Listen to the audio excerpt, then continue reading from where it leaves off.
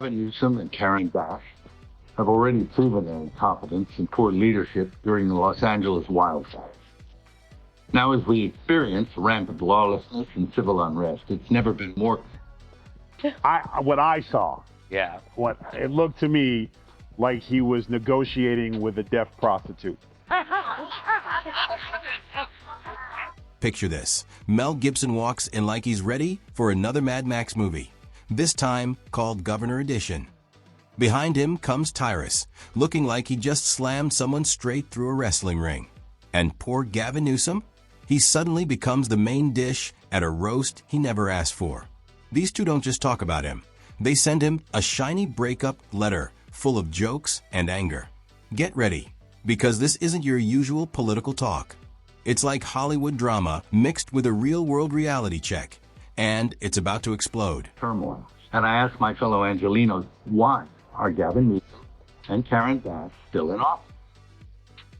How much more of their destructive decision-making masquerading as leadership are we going to tolerate?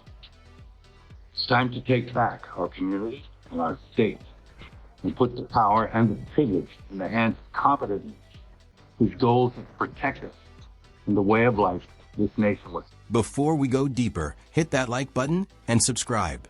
You really don't want to miss this. Mel Gibson is not the kind of man who sits quietly sipping tea. No way. He's the guy who kicks the door open, flips the table, and yells that the tea is poisoned, all while staring straight at you like it's Judgment Day. This time, his big show isn't about warriors or priests. It's starring the walking shampoo commercial himself, Gavin Newsom. The drama is boiling, and Gibson's ready to pour every drop of it out for the world to see. You can watch the tape. Yeah. He literally goes, I want some of this, then you do some of this, and I'll do some of that back to you, and then we'll do this, and then I'll pay you, and then we'll do it again. True. And then she kept saying, no. Okay, how about this? You do this one first, then we do this one, then we give a little back and forth. Yep, California's own governor. The man who looks like he was carved out of marble and never runs out of hair gel. He's now stuck in a story that even Hollywood couldn't make up. He looks strong, like someone who could crush a chair just by sitting down. If Gibson is the chaos grenade, then Tyrus is the iron hammer of truth. Together, they're calling out Newsom so hard that he ends up looking like an extra in his own show. You know it's bad when your biggest critics aren't politicians, but a movie legend with no filter and a wrestling commentator who treats nonsense like it's a virus. Did he leave out anything? I think there's about 100 other reasons too. Well, you can't, it's not his words when he speaks. Yeah. You have to watch him closely. And some genius decided not to film him any lower than the shoulder. Yes, did you? Yes. So what did he do? You couldn't see the hands. No, but he sent more. So why is Newsom suddenly in trouble? Easy. He runs California like an expensive theme park where all the rides are broken, the bathrooms are closed, and they still charge $50 for parking. Instead of fixing anything, he just keeps shining that big smile. Mel and Tyrus had enough of the circus. And when they went after him, it wasn't just throwing shade. It was like a total eclipse.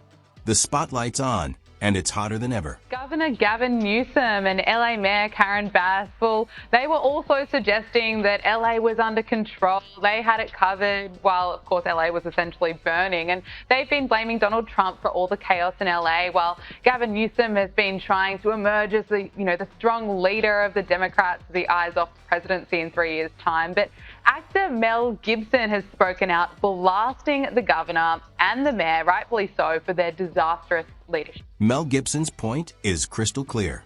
He's seen plenty of fake people rise in Hollywood by pretending to care. And to him, nobody looks more fake than Gavin Newsom, pretending to be the perfect leader. Gibson's probably thinking, I've played movie villains who look less fake than this guy. While Gibson cuts through Newsom's image with sharp jokes, Tyrus crashes in with sarcasm that hits like a freight train. But this isn't just about bad politics. It's about being obsessed with looks. Newsom walks around like a wannabe president, shiny hair, serious face, always posing like he's auditioning for a talk show. Meanwhile, his state looks like a disaster movie. Stores have deodorant locked up, tents fill the streets, and everything feels like Gotham without Batman. And Gibson? He's done being patient. Yeah. He's negotiating with the deaf prostitute. Yeah. Let's just stick with that. Yeah. More likely. Yeah. Now, a lot of people have been coming out and calling out, Gavin Newsom endlessly, and the biggest one of all is Mel Gibson. We all know that he is a very big, open critic of Gavin Newsom, and he continues to actually do that, and rightfully so, because we already know that there's a lot of issues going on right now within the state. Now picture this. Gibson points out the mess, and Tyrus backs him up with a big grin that says, "Yeah, we see what's happening." Newsom stands there like a prom king who just lost his crown. The real burn isn't just their jokes, it's how perfect the roast is. When Hollywood fire meets wrestling energy, it becomes meme-worthy destruction. California has turned into a giant pothole, expensive to fix, painful to drive over, and ignored by the guy in charge. Gibson isn't being polite anymore. He's throwing blockbuster-level insults. And Tyrus? He's adding funny punchlines that hit even harder. Together, they don't just expose Newsom, they blast him into the spotlight, so bright even red carpets look boring. The funniest part? Newsom always wanted to be the star, but now he's just the joke in his own movie. Gibson lost his house in these wildfires. And what you just saw there was an effort to recall the governor and Mayor Bass. Does his star power in this matter? It matters in the sense we're playing it now on national television on a highly rated Fox and Friends first show, and that has gone viral on social media. And meanwhile, the same day that Mel Gibson says what he says there, and he's correct on so many things as far as the management of wildfires, Gavin Newsom's approval on the handling of the wildfires is only 30%. Instead of being the hero, Gibson and Tyrus turned Newsom into the villain of their roast show.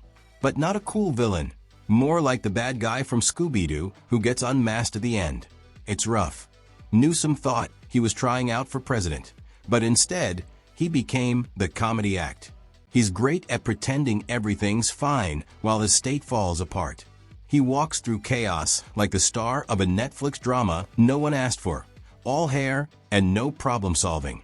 The roads are cracking, excuses are piling up, and Gibson's watching like, wow, this is too crazy even for my movies.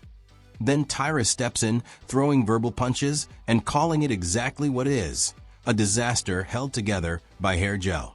He hates nonsense, and Newsom gives him plenty to work with. Watching it is like seeing a pit bull tear apart a toy shaped like a politician. No mercy, just pure ego getting shredded. Watch it. Look at the blinking. Blink. Look. Meet me at the house. Like, he's blinking. He's sending. I'm getting there. Hey, just so you know, I'm not wearing pants. Ew. And then he's blinking, and then eventually the camera guy, realizing that he's signaling him, so he gets appalled, leans back, camera comes down, and then we're back to this. I'll do this for you, you do this for me a little. So he's saying whatever he's going to say. There it is, see? They couldn't hold him back. He's like, I'm not on film. Oh, I'm not, nope. The funniest thing? Newsom probably thought no one could touch him. Politicians expect attacks from rivals, not from a Hollywood actor and a wrestler. Gibson shows up with all the force of an action movie explosion, and Tyrus makes sure everyone knows this isn't just about California. It's about how ridiculous it looks when a man acts like a president while his state falls apart. California used to be the land of dreams, beaches, and movie magic. Now it's a broken ride called the collapse. If you're homeless, admission's free. If you're not, it costs a fortune. The only working ride is the one that takes you out of the state. Gibson knows the difference between a hit and a flop, and right now, California wouldn't even make it to DVD. It's more like a YouTube fail video. Gibson brings the fire, Tyrus adds the jokes, and together they crush it. Newsom practically gave them the material, blackouts, high rent, rising crime, and still that perfect hair. If vanity made money, California would be rich. Gibson mocks it. Tyrus delivers the KO line. Great hair can't fix bad leadership. You can almost see Newsom nervously touching his hair while watching. Well, speaking of full isn't it? I'm sorry, I'm confused. He's still governor, right? Yes. Yeah. So he could do something about it. That's the most irritating thing, is that why did anyone say with a follow-up where he's like, the homeless situation is ridiculous? Follow-up question, aren't you governor? Yeah. Like, that's the difference. That's the difference between the radical left and President Trump. He'll talk about something as Because once you become a joke, the only thing left to do is pretend you're still in charge. For Newsom, that means keeping up his perfect, shiny look. The best part of this whole thing is how it exposes him. A man who thinks looking good is the same as doing good. He's like a fancy fake product, shiny on the outside, but falling apart when you touch it. He's already survived scandals, fancy dinners during lockdowns, and tons of failed promises. But when Mel Gibson, the man famous for fiery rants, makes you his new target, and Tyrus joins in with heavy sarcasm, your image starts to crumble fast. And the timing? Terrible. Just when Newsom was trying to look presidential, Gibson and Tyrus dropped a reality check that turned his dream into a blooper reel. Instead of being seen as a serious leader, he's now the joke of the week, and he's lost the one thing he loves most, his perfect image. How much more of their destructive decision-making masquerading as leadership are we going to tolerate? It's time to take back our community and our state. Put the power and privilege in the hands of competent leaders whose goals are to protect us and the way of life this nation was founded upon, and promises to offer. That's all. That sting isn't going away soon.